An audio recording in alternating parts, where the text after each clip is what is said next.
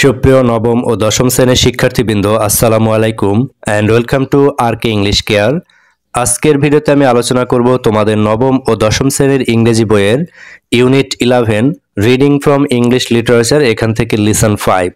তো প্রিয় শিক্ষার্থীরা, লিসন 5 এ রয়েছে মূলত একটি কবিতা। এটি হচ্ছে stopping by woods on a snowy evening, যার বাংলা করলে দাঁড়ায় এক তুষার ঘন সন্ধ্যায় বনের পাশে থেমে যাওয়া। তো প্রিয় শিক্ষার্থীরা, আজকের ভিডিওতে আমরা এই কবিতাটি সম্পূর্ণ আলোচনা করব। তো দেখো, এখানে আমরা প্রথমে দুটি প্রশ্ন দেখতে পাচ্ছি কবিতার শুরুর পূর্বেই। Do you enjoy natural beauty like flowers, trees, woods, hills etcetera? বলছে তুমি কি প্রাকৃতিক সৌন্দর্য যেমন ফুল, গাছ, বন, পাহাড় ইত্যাদি উপভোগ করো? এরপরে 2 নম্বর প্রশ্ন করেছে, have you ever been to a place where you enjoyed such beauty? অর্থাৎ তুমি কি কখনো এরকম কোনো জায়গায় গিয়েছিলে যেখানে এই সৌন্দর্যগুলো উপভোগ করা যায়?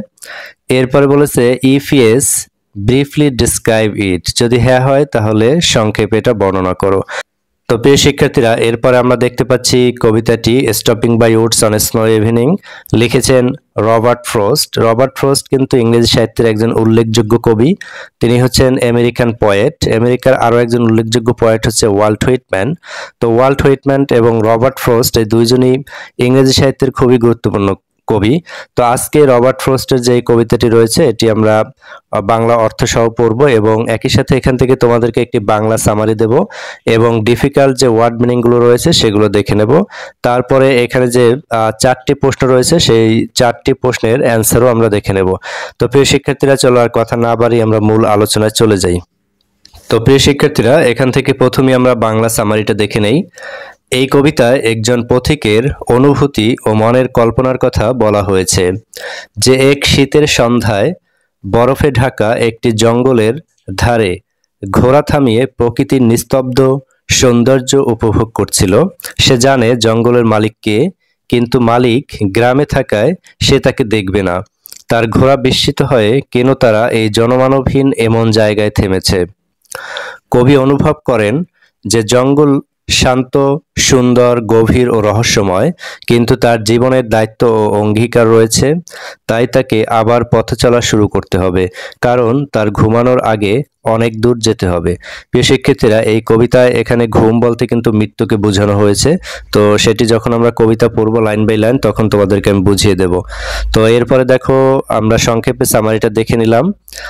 এরপর এখান থেকে কিছু গুরুত্বপূর্ণ ওয়ার্ড দেখি আমরা। সেটা হচ্ছে উডস মানে হচ্ছে বন, স্টপিং হচ্ছে থামা, ফিল আপ পূর্ণ হওয়া, কুইর মানে হচ্ছে অদ্ভুত, ফার্ম হাউস খামারের ঘর বা খামার বাড়ি, এরপর হচ্ছে ফ্রোজেন বরফে জমে যাওয়া, ডার্কেস্ট সবচেয়ে অন্ধকার, হার্নেস ঘোড়ার দড়ি, শেক ঝাঁকানো, মিস্টেক ভুল, সুইপ বয়ে যাওয়া শব্দ, এরপর হচ্ছে ডাউনি তুলার মতো নরম, ফ্লেক তুষারের ছোট কণা, লাভলি মনোমুগ্ধকর, ডিপ গভীর, প্রমিস প্রতিশ্রুতি, মাইলস মানে হচ্ছে মাইল অর্থাৎ দূরত্বের পরিমাপ, স্লিপ মানে হচ্ছে ঘুম, ইভিনিং মানে হচ্ছে সন্ধ্যা। তো প্রিয় শিক্ষার্থীরা, এখান থেকে কিছু ওয়ার্ড মিনিং দেখে নিলাম। এরপরে যে কবিতাটি রয়েছে এটি আমরা বাংলা অর্থ সহ লাইন বাই লাইন পড়বো। তো আমাদের কবিতা হচ্ছে stopping by woods on a snowy evening, এক তুষার ঘন সন্ধ্যায় বনের পাশে থেমে যাওয়া, রবার্ট ফ্রস্ট। এরপরে আমরা কবিতাটি শুরু করছি। Whose woods these are I think I know, অর্থাৎ এই বনটি কার, আমার মনে হয় আমি তাকে চিনি। This house is in the village though, তবে তার বাড়ি হচ্ছে গ্রামের ভিতরে। He will not see me stopping here, সে আমাকে এখানে থামতে দেখবে না। To watch his woods fill up with snow, তার বনকে বরফে ভরে উঠতে আমি দেখেছি। অর্থাৎ কবি এখানে একটি চিত্রকল্প বর্ণনা করেছে, সেটা হচ্ছে এই বনের মালিককে কবি চেনেন, তার বাড়ি হচ্ছে গ্রামের ভিতরেই, কিন্তু কবি বলছেন সে হয়তো জানে না যে আমি এখানে থেমেছি এবং তার বনে যে তুষার পড়েছে, তুষারে ভরে উঠেছে, সেই বিষয়টা যে আমি দেখেছি সেইটা হয়তো সে কখনোই জানবে না। এরপরে দেখো, পরে বলেছে, my little horse must think it queer, আমার ছোট ঘোড়াটি নিশ্চয়ই ভাবছে এটা অদ্ভুত। To stop without a farm house near, যেখানে আশেপাশে কোনো খামারের ঘর নেই সেখানে থেমে যাওয়া। Between the woods and frozen lake, বনের ও বরফে জমে যাওয়া হ্রদের মাঝে, the darkest evening of the year, বছরের সবচেয়ে অন্ধকার সন্ধ্যায়। কবি বলেছেন বনের ও বরফে জমে যাওয়া হ্রদের মাঝে যে তিনি থেমেছেন এবং আশেপাশে কোনো ফার্ম হাউস নেই, এরকম জায়গায় এই সন্ধ্যাবেলায় থামাটা তার লিটল ঘোড়া বা ছোট ঘোড়ার কাছে একটা অদ্ভুত বিষয় মনে হয়েছে। তাই পরবর্তী স্ট্যান্জে আমরা পাবো যে সে তার গলার যে বেল আছে, হার্নেস বেল, এইটা ঝাঁকিয়ে কবিকে সতর্ক করার চেষ্টা করছে। তো সেটা আমি পরে দেখবো। এই জন্য কবি বলেছেন my little horse must think it queer, আমার ছোট ঘোড়াটি নিশ্চয়ই ভাবছে যেটা অদ্ভুত। কারণ ইংল্যান্ডে আসলে যেখানে খামার ভারী নেই, এরকম একটা জঙ্গলের মধ্যে থামা এই তুষারময় সন্ধ্যা, এটা আসলে একটা অদ্ভুত বিষয়, এটা কবি বলেছেন। তো এরপরে দেখো পরের স্ট্যান্জা শুরু হয়েছে, এখানে বলা হয়েছে he gives his harness bell a shake, সে তার দড়ির ঘন্টা ঝাঁকায়। To ask if there is some mistake, সে জিজ্ঞেস করে এটা কি কোনো ভুল হচ্ছে। অর্থাৎ এইটা কিন্তু ঘোড়ার যে আচরণ সেইটা কবি বর্ণনা করছে যে ঘোড়া আসলে তাকে সতর্ক করছে কিভাবে। এরপরে দেখো the only other sounds the sweep, আরেকটা মাত্র শব্দ হাওয়ার বয়ে যাওয়ার শব্দ। Of easy wind and downy flake, মৃদু হাওয়া ও তুলার মতো তুষার কণা।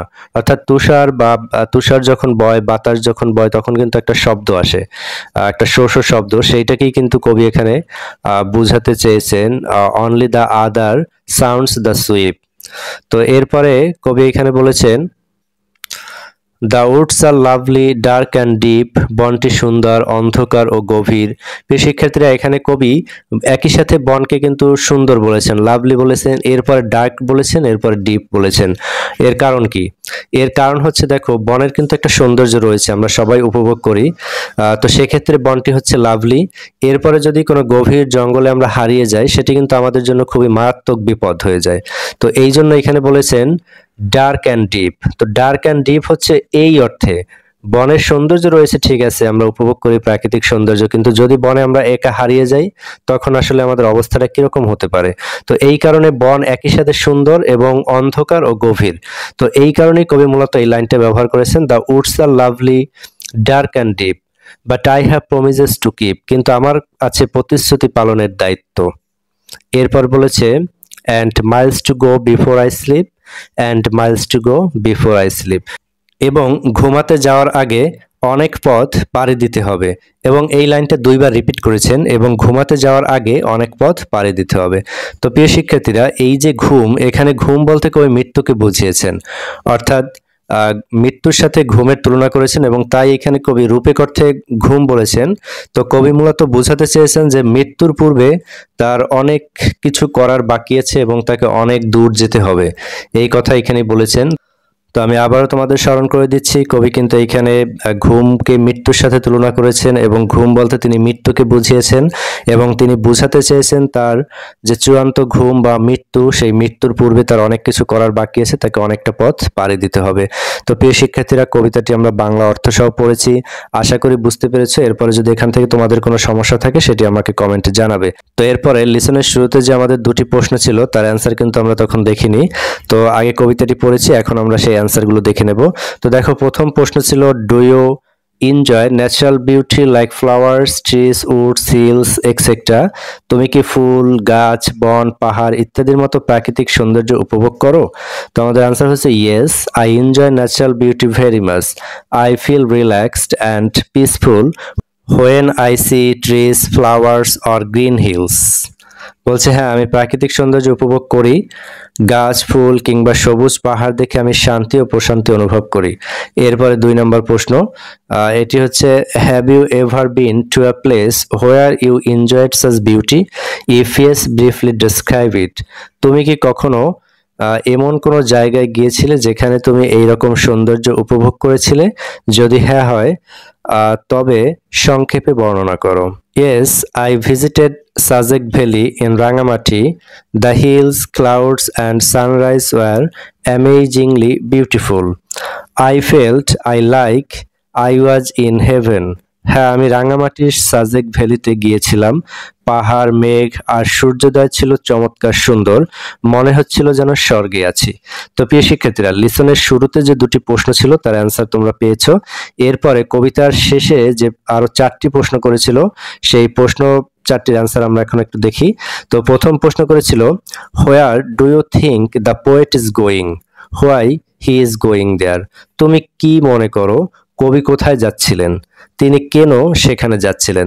তো প্রিয় শিক্ষার্থীরা, কবি আসলে কোথায় যাচ্ছিলেন বা কেন যাচ্ছিলেন এ ধরনের কিন্তু কোনো পরিষ্কার হিন্টস কিন্তু কবিতায় দেয়া নাই।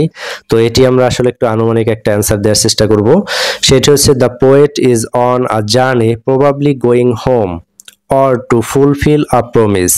He stops for a moment to enjoy the beautiful snowy woods. কবি সম্ভবত কোথাও যাচ্ছিলেন, হয়তো বাড়ি অথবা কোনো প্রতিশ্রুতি পূরণ করতে। তিনি এক মুহূর্তের জন্য বরফে ঢাকা বন উপভোগ করতে থেমেছিলেন। তো প্রিয় শিক্ষার্থী, আসলে কবিতার প্রেক্ষাপট অনুযায়ী কবিতার যে আমরা যে চিত্রকল্প পড়েছি সেই অনুযায়ী কিন্তু এই অ্যান্সারটা দেওয়ার চেষ্টা করেছি। এরপরে দেখো 2 নম্বর প্রশ্ন, সেটি হচ্ছে, why did the poet stop by the woods though it was dark and he was alone. অন্ধকার ও একা থাকা সত্ত্বেও কবি কেন বরফের ধারে থামলেন।